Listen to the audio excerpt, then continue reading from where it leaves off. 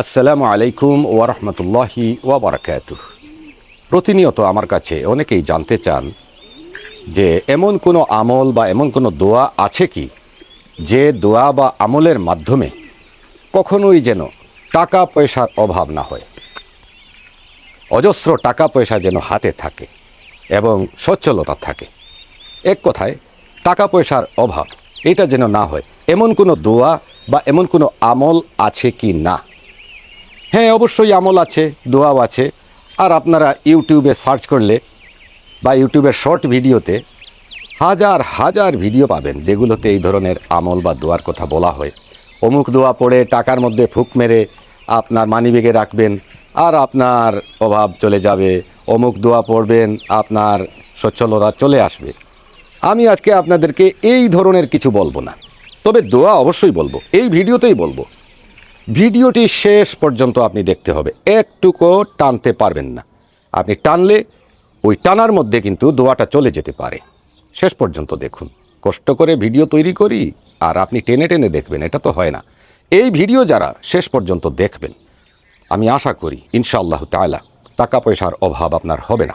আলহামদুলিল্লাহ। প্রথমেই বলে রাখি, অনেকে বলতে পারে, হুজুর আপনার কি টাকা পয়সার অভাব আছে?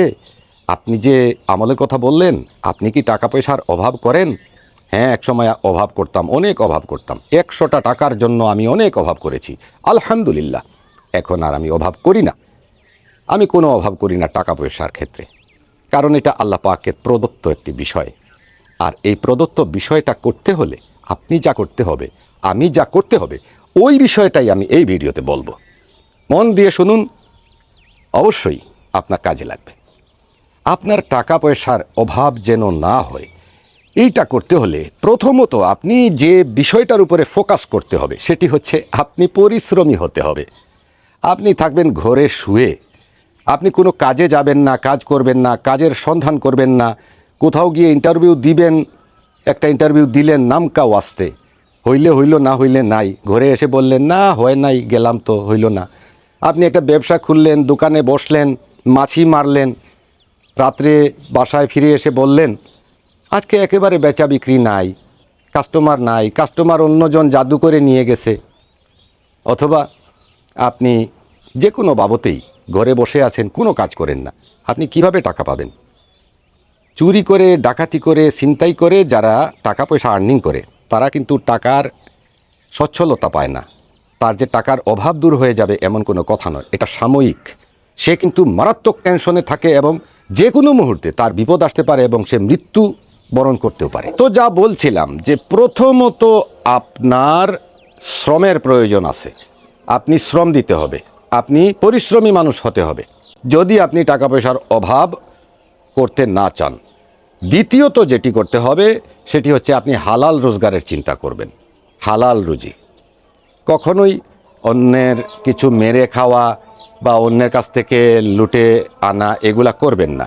তৃতীয় যেটি করতে হবে সেটি হচ্ছে যে আপনার উচ্চাভিলাষ, উচ্চ আকাঙ্ক্ষা। আপনি চাচ্ছেন ইউরোপে চলে যাবেন, ইউরোপের যে কোনো দেশে। আপনি আর বাংলাদেশে কিছু করতেই চাচ্ছেন না। আপনাকে জিজ্ঞেস করলে আপনি বলছেন যে এই দেশে কোনো কাজকর্ম নাই, এই দেশে কোনো চাকরি নাই, এই দেশে কোনো ব্যবসা নাই, এই দেশে কিছুই নাই, সব কিছু আছে ইউরোপে। এই কথা বলে আপনি যখন 20-25 লাখ 30 লাখ টাকার একটা ধাক্কায় পড়বেন, তখন আপনি কিন্তু অভাব বোধ করা শুরু করবেন। তখন আপনি সুদ আনতে রাজি হবেন, ব্যাংক লোন নেবেন, মানুষের কাছ থেকে ধার নেবেন, আর অবশেষে দালালের মাধ্যমে যখন অন্য দেশে যাওয়ার চেষ্টা করা হয় তখন পথিমধ্যে মৃত্যুবরণ হতে পারে। এটা হলো উচ্চাভিলাষ, উচ্চাকাঙ্ক্ষা। এখন আর মিডিল ইস্টে কেউ যাইতে চায় না। যদি কাউকে বলেন যে তুমি কি সৌদি আরব যাইবা, তুমি কি কাতার বা কুয়েতে যাইবা, বলবে না না না, এই সমস্ত দেশে গিয়ে লাভ নাই, কাজ নাই। কে বলছে কাজ নাই? ওইগুলা উন্নত দেশ। কিন্তু না, ওই যে ইউরোপে যাবে, ইউকেতে যাবে, ইউএসএতে যাবে, কানাডায় যাবে, ফ্রান্সে যাবে, পর্তুগালে যাবে, ইতালিতে যাবে, এই যে মনোভাব, অস্ট্রেলিয়ায় যাবে, মনোভাব, এই মনোভাবকে আপনি দমিয়ে রাখতে হবে। আপনি সব সময় নিচের দিকে তাকাবেন। যার হাত নাই, পাও নাই, যার কথা বলার সাধ্য নাই, যে দুই চোখে দেখে না, আপনি তার চেয়ে ভালো। আপনি দেশে কিছু করেন, আপনার টাকার অভাব হবে না এবং হালালভাবে করেন। আপনি বলবেন কি করব। আপনি ছোট একটা ব্যবসা শুরু করেন। আপনি একটা অটো কিনে একটা ড্রাইভার দিয়ে যদি আপনি ওইটা পরিচালনা করেন, সেইখান থেকেও আপনি মাসে 15-20 হাজার টাকা বা 25,000 টাকা ইনকাম পেতে পারেন। তাছাড়া ছোটোখাটো হাজারো রকমের ব্যবসা আছে, আপনি ব্যবসা করেন, ইনশাল্লাহ আপনার টাকা পয়সার অভাব হবে না। সত্যবাদী থাকেন, সৎ পথে চলেন, সৎ মানুষের সাথে থাকেন, ভালো মানুষের সঙ্গ গ্রহণ করেন, আপনার টাকা পয়সার অভাব হবে না। শুধু টাকায় ভুক দিয়া মানিব্যাগে রাখলেই যে আপনার অভাব দূর হবে তা কিন্তু নয়। তবে হ্যাঁ, দোয়া আছে, আপনি আল্লাহর কাছে দোয়া চাইতে হবে। শুধু দোয়া চাইলেও হবে না, আপনি কি করতে হবে? আপনি ইস্তেগফার করতে হবে, বেশি বেশি দুরূদ পাঠ করতে হবে। আপনি রাত্রে ঘুমানোর আগে অন্যান্য মাসনুন দোয়া তাসবিহ শেষ করার পরে এই দোয়াটা পড়বেন, লা ইলাহা ইল্লাল্লাহু ওয়াহদাহু লা শারীকা লাহ, লাহুল মুলকু ওয়া লাহুল হামদু ওয়া হুয়া আলা কুল্লি শাইইন কদির। একবার পাঠ করে বুকে ফুঁক দিয়ে ঘুমান। যখনই রাতে আপনার ঘুম ভাঙবে তখন সাথে সাথে আপনি এই দোয়াটা আবার পড়েন, লা ইলাহা ইল্লাল্লাহু ওয়াহদাহু লা শারীকা লাহ, লাহুল মুলকু ওয়া লাহুল হামদু ওয়া হুয়া আলা কুল্লি শাইইন কদির। এবং তখন আপনি আল্লাহর কাছে বলেন, হে আল্লাহ, আমার অভাব দূর করেন, টাকা পয়সার অভাব দূর করেন। এটা আপনি আল্লাহর কাছে তখন বলবেন। তাতেও কিন্তু শেষ নাই, আপনি আপনার চাহিদা কমান। আপনি ভালো কাপড় পরতে চান, দামি গাড়ি চড়তে চান, দামি বাড়ি বানায়া থাকতে চান, দামি মোবাইল ব্যবহার করতে চান, আপনি সব সময় হাই স্ট্যান্ডার্ড হয়ে চলতে চান, তাহলে আপনার অভাব থাকবেই তো। কারণ আপনি দেখতে হবে আপনার ইনকাম কত আর আপনার ব্যয় কত। এটার উপরে আপনি যখন ব্যালেন্স করতে পারবেন, আপনার যদি 500 টাকা আয় হয়, আপনি 300 টাকা খরচ করবেন, 200 টাকা ব্যালেন্স রাখবেন, তখন আপনার অভাব থাকবে না। এই অভাব দূর করার জন্য শুধু দোয়া আর শুধু পরিশ্রম আর শুধু কামাই করাই কিন্তু শেষ কথা নয়। এটার জন্য আপনার ব্রেইন খুবই গুরুত্বপূর্ণ ভূমিকা রাখে। কোন কারণে আপনি অভাব বোধ করেন সেটা আপনি আইডেন্টিফাই করেন এবং সেইখান থেকে আপনি মিনিমাইজ হন।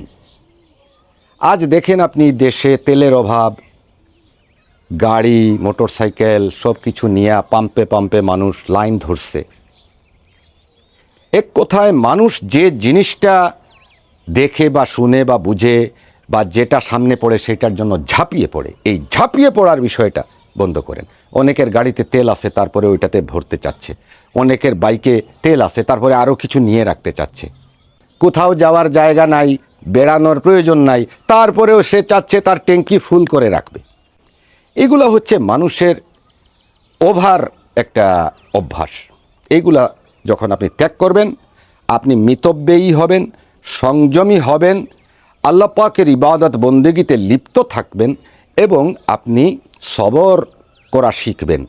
আপনি সব সময় আপনার নিচের লেভেলের মানুষগুলোর দিকে তাকাবেন এবং চেষ্টা করবেন যে আপনি নিজেও ওদের মতো হয়ে থাকেন, অন্তত মানসিকভাবে।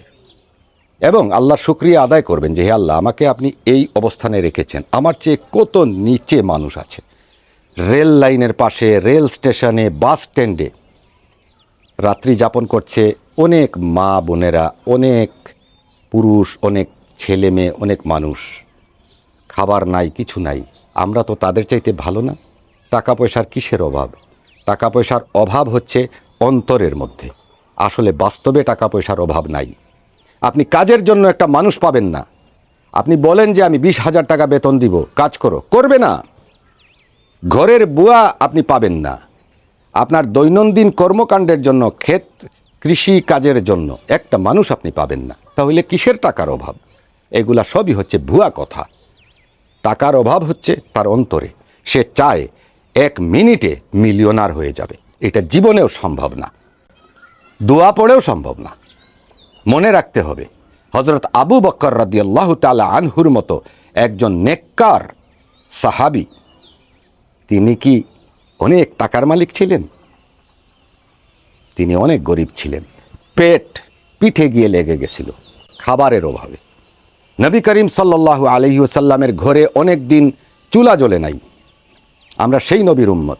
আবার টাকার অভাব যেন না হয় সেইটার জন্য আমরা আমল খোঁজ করি। আগে দেখি আমাদের নিজের আমল আমরা কতটুকু ঠিক করছি, তারপরে টাকার অভাব দূর করার আমল করব। নিজের আমল যেদিন ঠিক করতে পারবেন সেদিন টাকার অভাব থাকবে না ইনশাল্লাহ। টাকা না থাকলেও দেখবেন আপনার সব আছে। আশা করি বুঝতে পেরেছেন। আমল করবেন, ভালো থাকবেন। আল্লাহ হাফিজ।